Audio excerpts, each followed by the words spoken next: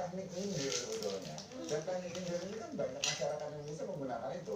Ya cuma sebetulnya 1 atau 2 kali, banyak. Cuman ini dibawa ketika pidato di KPU, gitu aja yang bikin heboh jadinya. Nah, kalau Bang Kodari melihatnya pesan dari narasi kecurangan pemilu ini memang ditujukan untuk pihak-pihak tertentu atau ini sebetulnya secara keseluruhan? Ya, gini, tergantung siapa yang ngomong. Oke. Jadi kalau Pak Prabowo kan menyampaikan pesannya itu kan kepada penyelenggara pemilu, ya kan? Kalau Mas Ganjar saya kira kepada presiden, lalu kemudian Ini Bapak. itu menjadi salah satu. Gimana Bapak kan lo? Pak Jokowi, Pak Prabowo. Lalu dari kasus-kasus yang sudah muncul sejauh ini justru banyak menyebabkan orang-orang yang pakai adik. Ya, kan begitu. Nah, untuk Pak Prabowo, Nanya bapak. Saya punya satu rekomendasi. Saya punya satu rekomendasi ini sebetulnya. Dalam kondisi yang normal, sebetulnya yang sering mewacanakan soal kecurangan itu adalah oposisi yang berhadapan dengan Selamat panjang umur, kenapa? Semua sehat ada sentosa. pemerintahan. Selamat panjang umur, Pak Mahfud adalah Menko dan Polhukam yang bertanggung jawab terhadap isu ini. Saran saya, kalau kau suka hati tepuk tangan. Bulan ini Mas bulan ini. PKB ada dalam pemerintahan. Kalau kau suka hati tepuk tangan. Jelas soal Kalau kau suka hati, mari kita lakukan. Kalau kau suka hati tepuk tangan. Kalau kau suka hati injak bumi. supaya jelas. Kalau kau suka hati injak bumi. Kalau kau suka hati, mari kita lakukan. Jadi sebetulnya Suka hati makanya balik lagi saya katakan ini sebetulnya adalah senjata politik gitu loh, bukan bicara soal keadilan. Adalah politik untuk mendelegitimasi. Nah, mungkin yang juga penting untuk diingat adalah dalam kasus pilkada 90% minimal 80% kasus pilkada ketika sudah ketok palu oleh KPU, yang kalah itu dulu selalu lapor ke MK gitu dengan alasan kecurangan. Walaupun mayoritas tidak terbukti, karena itu kan tidak punya bukti. Nah, karena tren itulah kemudian maka belakangan ada aturan kasus pilkada yang boleh dilaporkan kepada Mahkamah Konstitusi atau kepada MA.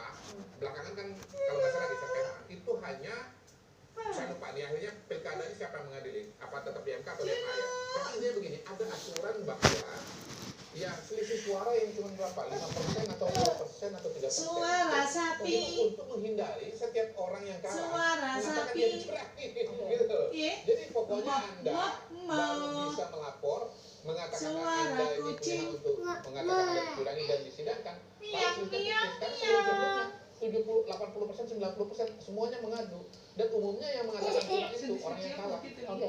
Kalau yang menang nggak pernah. Ya, Bang Kodari, tapi menarik. Tapi saya menutup Bang Kodari seperti ini bicara soal konteks isu kecurangan pemilu begitu. Waktunya Kita lihat bubuk. dari 3 pasangan capres cawapres ini masing-masing ada di dalam pemerintahan. Ya, Perwakilannya di dalam capresnya. Betul. Artinya, apakah bisa diartikan bahwa narasi kecurangan pemilu yang muncul di publik ini untuk menunjukkan kekuatan dari masing-masing capres-cawapres atau seperti apa sebetulnya? Saya tetap pada teori semula bahwa ini adalah senjata politik. Tetapi senjata politik ini agak sulit untuk dikatakan ampuh. Ketika Anda mengatakan curang, tetapi Anda sendiri bagian dari pemerintahan.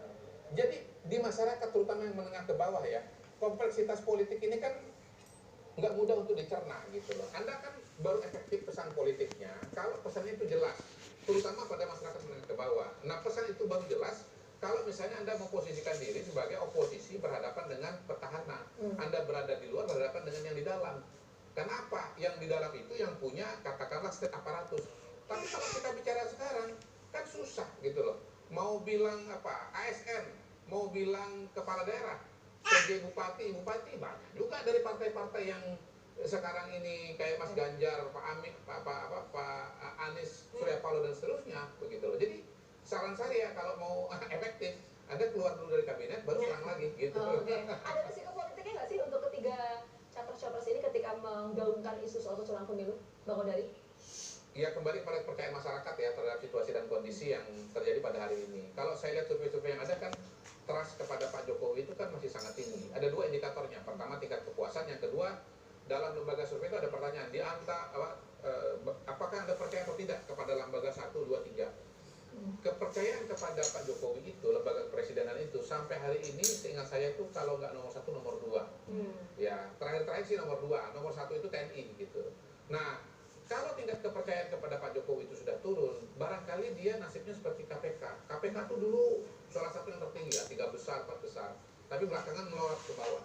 Nah, hal semacam yang terjadi pada KPK itu belum terjadi pada Pak Jokowi. Jadi menurut saya sih sampai hari ini tingkat kepercayaan masyarakat kepada Pak Jokowi masih tinggi. Oke, Mas Kirdi kembali lagi soal narasi kecurangan. Ini kan kalau tadi Bang Kodas analisanya, atau dari Mas Kirdi ya menganalisa yang muka-mukanya stres itu sebenarnya yang pasangan nomor 3. Kenapa nomor 1 yang jelas-jelas mengusung konsep perubahan ini tidak menyuarakan narasi kecurangan lebih banyak, dan kenapa dari raut ekspresinya kok tidak tampak tegang ya? Itu analisanya bagaimana sih, Mas?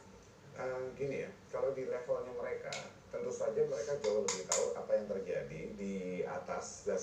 Hasil survei benerannya kan mereka yang pegang semua.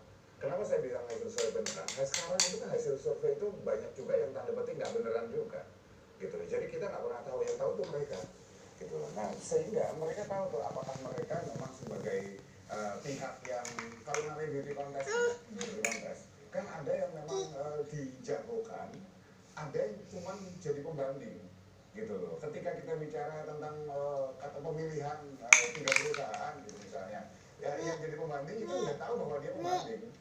Ya, dan kalau misalnya kita bicara menang kalah, ya yang tahu kondisi dalam ini dia akan tetap santai ya, menang syukur enggak ya, memang kesempatannya nggak banyak. Seperti kata Bang Odari tadi, kalau 80% itu yang pilihannya antara Pak Prabowo sama Pak Ganjar, yang 20% ini kalem-kalem aja gitu, santai. Ya syukur-syukur dalam proses ini dia diuntungkan terus naik. Iya, saya mau menurut kenapa Mas Anies ini tenang ya, karena dia justru sedang take profit juga ini, sedang cuan Nggak juga. terlalu Iya. bersuara, tapi menunggu drama antara Pertama begini, dua kalau kandidat. serangan ini meningkat dari sisi Mas Ganjar, yang akan dapat limpahan suara terbesar itu Anies Muhaimin loh. Dan itu kan sudah ditemukan di beberapa lembaga, termasuk misalnya kayak indikator setahu saya. Nah, dia ini kan dapat apa? Dapat cuan dari kerjaan orang lain kan begitu. Jadi ngapain dia Ngapain stres, gitu loh. yang kedua, ya nonton aja sudah. Istilahnya kan ini kan begini. Ini kan pondoknya jam 1 loh ya.